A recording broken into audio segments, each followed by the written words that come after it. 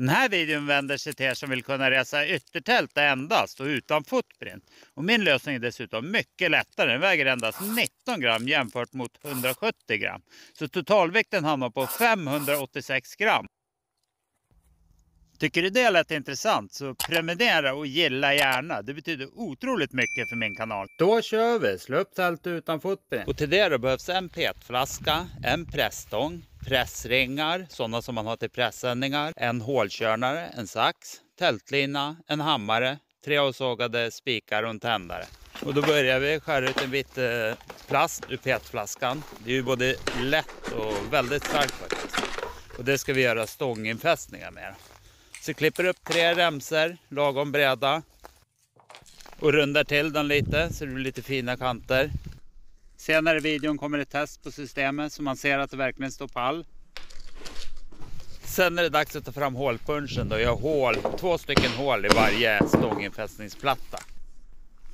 Och jag väljer att göra 8 mm hål då till 8 mm pressringar.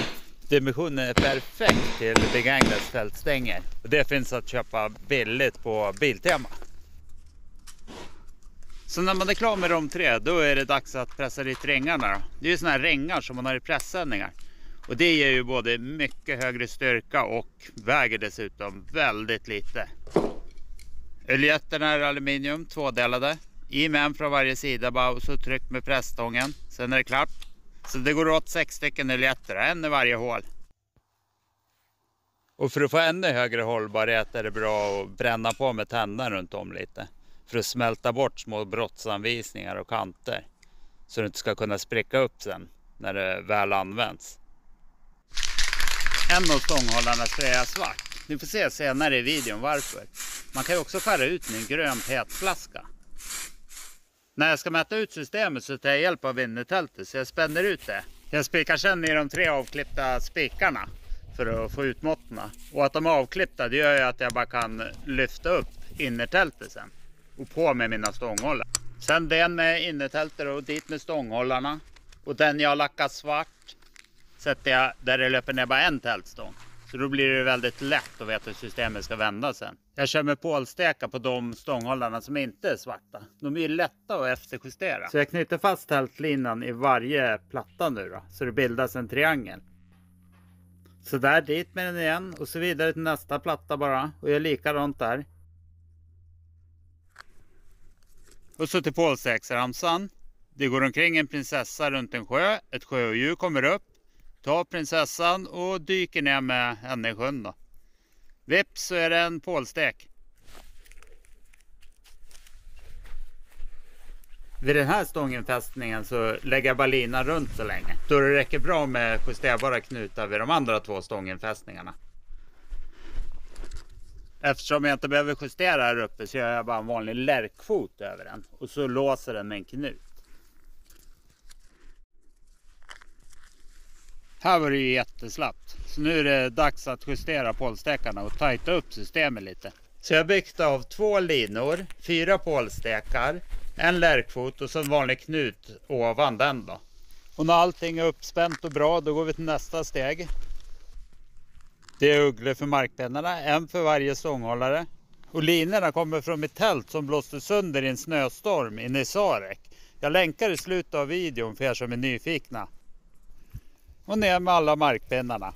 Dags att montera tältstången. Den jättelånga enda tältstången som blir som ett Y. Och montera den då. Och lägg märke till de underbara ploppljudna som blir. 8 mm öljetterna med genomträdda tältlinjer ger perfekt motstånd för att hålla tältstängerna på plats. Då är tältskelettet klart då. På med tältduken. Och i ändarna på remmarna som plastklipporna sitter i är det ugglor. De trär man över markpinnarna.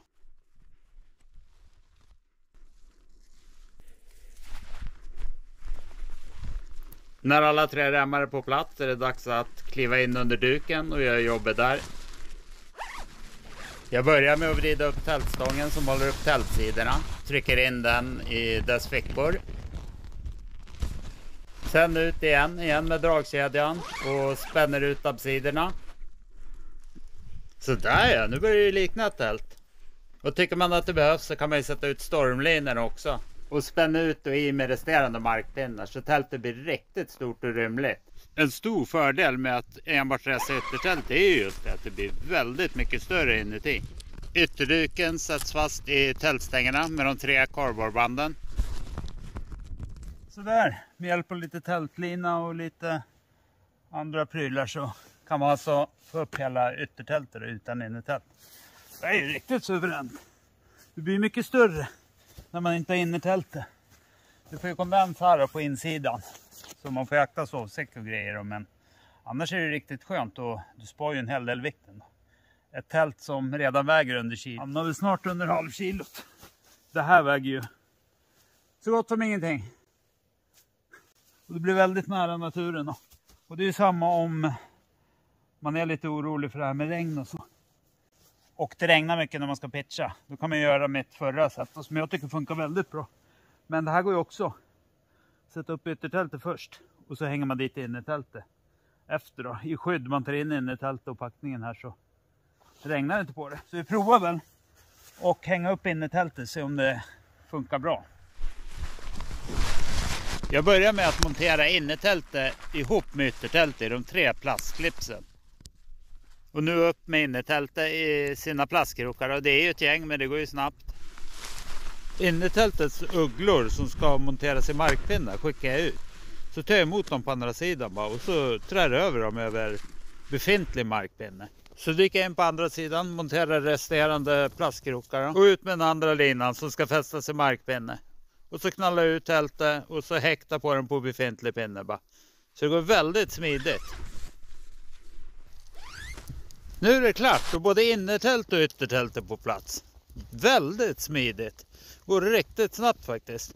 Men jag föredrar ändå mitt andra sätt. Jag lägger ett vykort i högra hörnet till det. Men en grym fördel med det här sättet är att man får 3 tält i ett. Det är mycket tält för pengarna. Yttertält om det är lite kallt och ingen mygg. Är det mycket mygg och man vet att det inte ska regna, då kan man slå upp bara innertältet. Det är ju en riktig nära naturen upplevelse. Sen såklart både ytter och inner. När man vill vara på säkra sidan, både mot regn och mygg är man ju skyddad då. Så det är ju riktigt fint. Och nu då, nu ska vi köra ett dragtest på grejerna. Se om det verkligen håller. Så man slipper vara orolig för det. Stånghållarna väger in på 1 gram styck. Då ska vi se då. Vi lassar väl på tills det kollapsar.